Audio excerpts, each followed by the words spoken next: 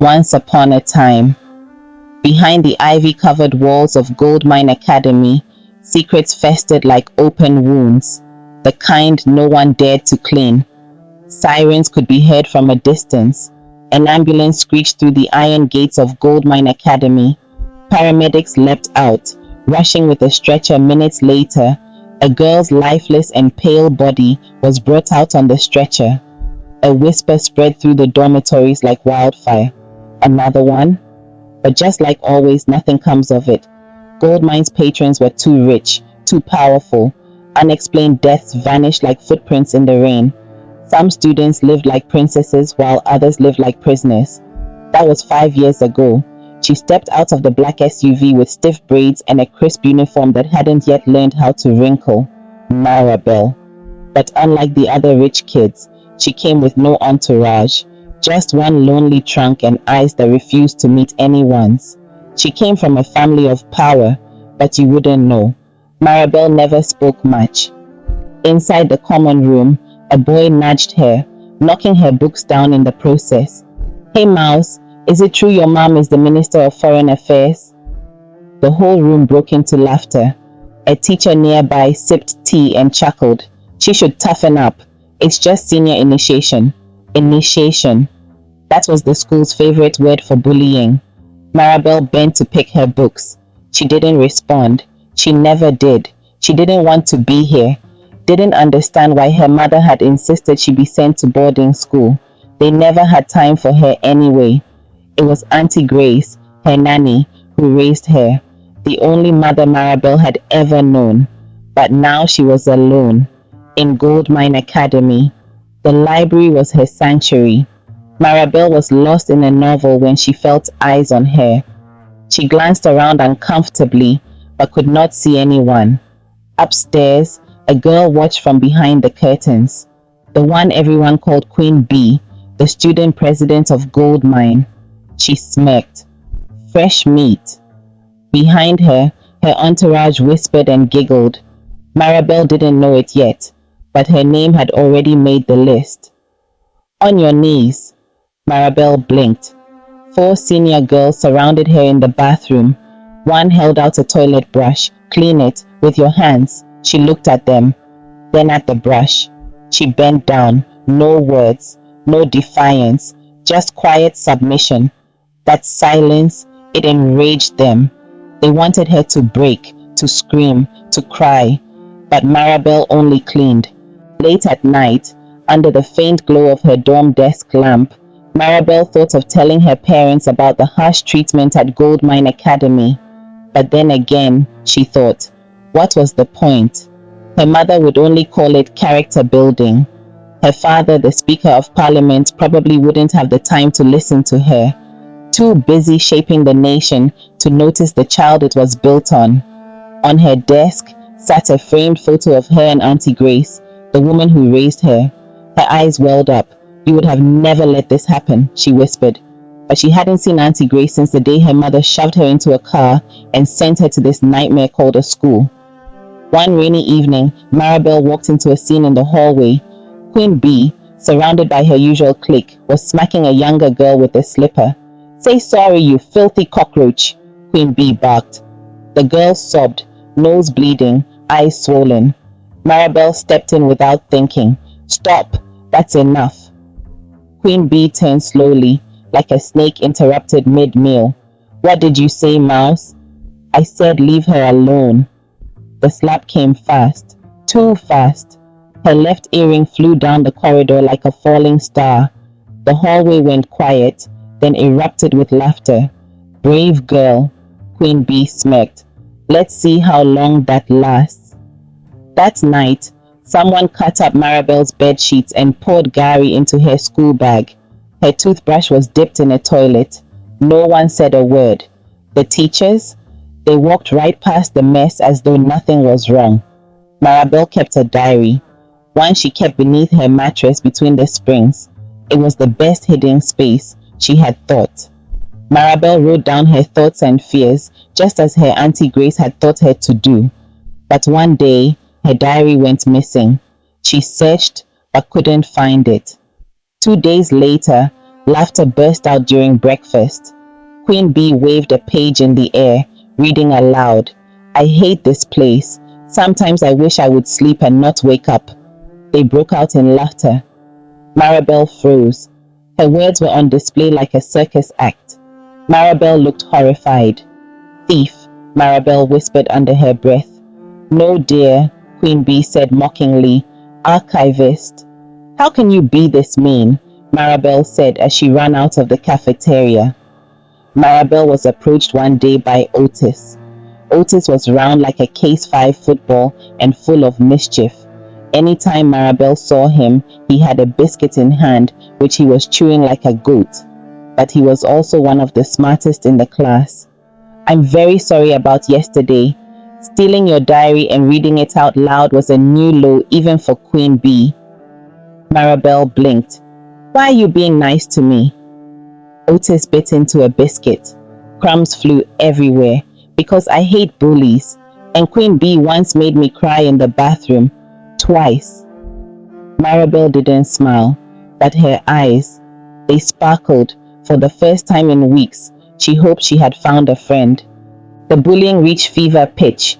They cut holes in her uniform, called her names, stole her mattress and left her to sleep on bare springs. They even took her food and prevented her from eating. Unable to take it anymore, Marabel decided to report the girls to Miss Dakwa, the academy's principal. Miss Dakwa, the academy's principal, was always smiling. She floated through the halls in crisp, colorful kente suits and gold-rimmed glasses. To parents, she was elegance and warmth. To students, she was terror wrapped in perfume. Discipline is love, she'd say, as she handed down weekend detentions like biscuits at roll call. One girl once reported that she had been stripped and made to kneel on salt for missing morning devotion. The girl was expelled the next day. Marabel thought, being the disciplinarian that she was the one person that could help her. But when she reported Queen Bee and her squad for bullying to Miss Dakwa, she screamed, a tattletale. God knows I hate a child with an okra mouth, Miss Dakwa hissed. Slap! The sound echoed. Marabel's cheek burned. You'll fast for a day. It will teach your mouth to shut up. She confiscated all Marabel's snacks and wrote her name in the punishment book. By evening, Marabel's name was on the notice board. Needs special spiritual attention. It was a rumor among the students that some students disappeared after their names appeared on the notice board. Days later, Marabel sat in class, her head spinning. Her stomach roared louder than the lesson. She raised her hand weakly. Please, I need to see the nurse. The teacher rolled her eyes, attention seeker. Then, her body slumped forward. Her head hit the desk. The student screamed. She fainted, but no one stepped in to help. Otis rushed forward, shoving past everyone. Do something, he yelled at the teacher. How many people do you want to kill? But they ignored him. Otis had to rush her to the infirmary all by himself. Later that evening, Queen Bee and her squad shoved Otis into a locker as punishment. After that day, Otis and Marabel got closer. She was finally convinced that Otis was not like the others. It was past prep. The corridors were quiet. Too quiet. Marabel had stayed back in the biology lab to finish an assignment. On her way back, she heard voices. She followed them. The drama room door was half closed. Inside, she saw it. A senior girl, sitting on Mr. Coomson, the new literature teacher's lap. His hand was a little too high, and it lingered too long on her lap. The girl was giggling. Marabel gasped. The door creaked. They turned. Mr. Coomson jumped up. What are you doing here? I got lost, she stammered. He reached into his drawer, pulled out a chocolate bar. Take this, and forget what you saw. She took it with shaking hands. But what he didn't know, her phone was recording the whole time. During lights out, Marabel lay on her bed that night, eyes wide open, her heart still beating from what she had seen in the drama room. She quickly sent Otis a text. I saw something really incriminating this evening. I even recorded it. I'll give you the juicy gist when I see you tomorrow. Tomorrow, I'll go to the principal's office and show her the recording. She has to see what goes on in her precious academy. Maybe she'll start taking what I say seriously. After sending the text, she put her phone away and smiled to herself, feeling hopeful. But by morning, she was gone. Her bed was untouched, shoes still lined up neatly, but Maribel was nowhere to be found. Neatly tucked under her pillow was a folded note saying, "I can't take this anymore, I'm sorry." The house mistress didn't even pretend to care. Drama queen, she probably ran away. Typical spoiled child, can't handle a little discipline, she said, waving the discovered note in the air. She left this, it's obvious. And just like that, the school's WhatsApp groups buzzed. Maribel ran away. Maribel, the ex-Cape convict, they shared with laughing emojis. By noon, she had become a cautionary tale, and snapshots of her note had been shared on various school WhatsApp platforms. But Otis, he wasn't buying it. He knew her handwriting like he knew the way to his mouth. And that note? It couldn't have been written by Maribel. This note must have been forged, he whispered to himself as he stared at the snapshots of the note on his cell phone. He questioned everyone. Who was the last to see Maribel? Did anyone see her? But no one seemed to care. Otis came to the horrifying conclusion that something dark was at play. Morning assembly was unusually tense. The principal stood on stage with a smile as wide as a crocodile's. "I regret to inform you," she began, "that student Maribel Robinson has absconded from school grounds." Gasped. "She left a note. We will investigate further. But for now, let us all move on." "You're lying!" Heads whipped around. Otis was standing, pointing angrily at the principal, voice shaking with fury. "You know she didn't leave. You know something happened to her." Teachers shouted for him to sit down. Students gasped. The guard started walking toward him, but he didn't stop. "She didn't write that note. She was going to expose someone, and now she's gone. But I swear to God, I'm going to find her." The entire auditorium was silent. You could hear hearts pounding. Then the mic was turned off. Assembly dismissed. Otis was dragged away, but not before a dozen phones secretly captured the moment.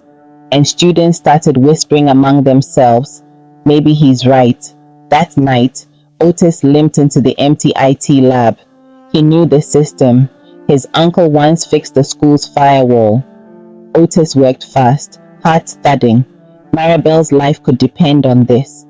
He pulled up the hard drive logs, and there it was. Security footage that had been deleted at 2:04 a.m. the night Maribel vanished. He recovered it. He watched and froze. Maribel, in her pajamas, dragged from her bed by two students in black masks, straight into the staff quarters. No one tried to stop them. No alarms, no guards, just silence. It looked like a hazing that had gone wrong. Otis pressed save, transferred it to 3 flash drives. He looked up at the ceiling and whispered, "Hang on, Maribel, I'm coming." Otis didn't sleep. His hands shook as he dialed the number. Maribel's parents. He didn't care if they believed him. He just needed them to see. First, her father's assistant picked up. "He's in a meeting." Click. She hung up. Then her mother, the foreign minister herself. "Madam, I have proof. Maribel is missing from the school and she didn't run away. She was..." "Who is this?" "Otis, her classmate. I have the security footage. Please." There was a long pause, then she responded. Then, "I'll be there first thing tomorrow morning." And she was. Diplomatic convoy, black cars, flashing lights, gold pins and sunglasses. Students lined the windows. "Change is coming." They whispered it like a prayer. Maribel's mother marched in, all business. She met with the headmistress behind closed doors. The meeting lasted 20 minutes. When she came out, she was smiling. She spoke to the press that had gathered in front of the academy. "I'm satisfied that the school has done its best. My daughter has always struggled with authority. I believe she ran away." There were shocked gasps. Back in the common room, the students watched it all on TV. watched Maribel's mother leave in her convoy without once asking to see the security footage, without once saying her daughter's name. Otis slumped to the floor. She doesn't care. One girl whispered, maybe she never did. 2 nights later, Otis was hiding in the library. Queen Bee and her squad had started bullying him. Out of boredom, he decided to explore the library. Then he found it, a secret passage way past the history section. There it was, a hidden door. He pushed it open and found an old dusty room. Old uniforms, torn diaries, broken glasses, half-burnt letters, and the belongings of students. Otis could not recognize the names on some of the items, but the ones he recognized had all left Goldmine under mysterious circumstances. At the end of the room was an old dusty mattress. On it laid a neatly folded uniform with the faded name tag, K. Asare. That was the name of the girl that died mysterious at Goldmine 5 years ago, Otis whispered to himself. He remembered because it had been on the news. She was a girl from a poor background, and for a while, her mother was constantly on the news crying for justice. But nothing had come of it as usual. And then he saw it. On the wall, scratched in fingernails, was, "My name is Karen Asare. I just want to go home, but they won't let me." Otis looked at his surroundings in horror. What had gone on in here? Otis stepped back as his breath caught in his throat. Goldmine Academy wasn't a school. It was a cage for inconvenient children. And Maribel? She wasn't the first. That night, Otis took pictures of all that he had discovered and uploaded everything. He also included the footage from the night Maribel disappeared and a screenshot of the message Maribel had sent him the night she disappeared. He posted it all with the hashtag Justice for Maribel. Within hours, it exploded. Influencers, news anchors, activists, alumni. The school's website crashed. Journalists swarmed the gates. Parents pulled their children out. Goldmine Academy was now under national scrutiny. Otis sat on his bunk bed, eyes glued to his phone. The screen blinked. Over 4 million views. He whispered, "They hear you now, Maribel. They hear you." The Ministry of Education sent a team, 3 black SUVs accompanied by camera crews. The inspectors arrived smiling, shaking hands with the principal as if they were old friends. She took them on a tour. They walked the grounds, nodding at the neatly trimmed lawns. They smiled and nodded. Impressive facilities. When they reached the cafeteria, a ministry official picked up a spoonful of Yolof, tasted it, and beamed. "Delicious," he said. "These children are well fed." Otis stood up and walked outside. He threw up behind a bush. He wasn't physically sick, but he realized the inspection was a show. The audience, the press, the purpose, to whitewash the blood off the school walls. It all seemed bleak, like Gold Academy had won as usual and Maribel was truly gone. But one cold and grey Wednesday, where the rain had poured for hours, a cleaner had come early to mop the old chapel due to a leak caused by an old rusted pipe. The chapel had been unused for years. No one went there anymore. The building was meant to be demolished, but the cleaner heard a sound when she neared the building. She opened the wooden side door, her torchlight flickering. The chapel pews were covered in dust, but behind the pulpit, tucked beneath an old altar cloth, a girl, pale, still, barely breathing. The cleaner screamed, "She's here! She's here!" It was Maribel, drugged, weak, skin bruised, wrist bound with rope burns, but alive. When the news broke, the nation roared. Headlines screamed across TV and radio, "Missing girl found inside Goldmine Academy." Maribel didn't run, she was hidden. Otis broke down crying when he saw her. Maribel couldn't speak at first, but she held his hand tightly, and that said enough. He was angry. How could they have done this to her? He didn't want to see it go unpunished. He decided to go public one more time, hoping they could get the justice and change they deserved. Otis had started a Telegram group with alumni and current students. He called the Telegram page The Wall of Truth. It was anonymous and secure. It blew up within a short time. It started with one screenshot, a blurry image of a late-night text from a male teacher to a student, then two more, then dozens. "I miss your perfume," one message read. "Come to the staff quarters after prep," another said. "Delete this after reading." But they didn't delete anything. Many students shared their stories. "I was locked in the storeroom by Queen Bee and her squad for 3 days. The teachers did nothing about it when I reported the incident. My math teacher touched me. I told no one. The principal stripped me and made me kneel in salt for an entire night for missing morning devotion. The principal makes me come to her staff quarters every night. I feel so sick and guilty. I want to end it all." Within days, students took screenshots of the explosive revelations and shared them online. The media was buzzing and calling for an independent probe of Goldmine Academy and the questioning of the so-called Queen Bee, who was entangled in most of the bullying going on at the academy. Maribel watched it all unfold from her hospital bed. She was still recovering, body weak, voice quiet, but her eyes burned with purpose. Otis visited that evening, biscuits in hand. "They're scared now," he said. "They should be," she replied. The principal tried to run. She didn't get far. She was caught trying to board a private jet to South Africa.